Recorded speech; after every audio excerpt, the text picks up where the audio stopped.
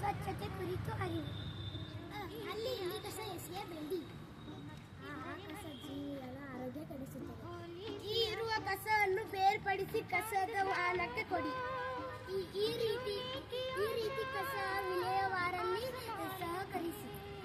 ಉತ್ತಮವಾದ ಪರಿಸರ ನಿಮ್ಮದಾಗಿದೆ. ಊರಿನ ಸೌಂದರ್ಯ ಕಸ ಮುಕ್ತ ಪರಿಸರವಾಗಿದೆ. ಋಣಾತ್ಮಕ ಪರಿಣಾಮ ಬೀರುವ ಪ್ಲಾಸ್ಟಿಕ್ ಬೇಡವೇ ಬೇಡ. ಏರುತ್ತಿರುವ ಮಾಲಿನ್ಯ ತಡೆಯಲು ಕಸಕ್ಕೆ ಬೆಂಕಿ ಹಾಕಿದವರನ್ನು. ಸ್ವಚ್ಛತೆ ಮತ್ತು ಆರೋಗ್ಯ. ಒಂದು ಹೆಜ್ಜೆ ಸ್ವಚ್ಛತೆ ಕಡೆಗೆ. ಓದು ಬರಹಷ್ಟು ಸ್ವಚ್ಛತೆ ಮುಖ್ಯ. ಔಷಧಿಗಳಿಂದ ದೂರವಿರಲು ಸ್ವಚ್ಛತೆ ದಾರಿದೀಪ.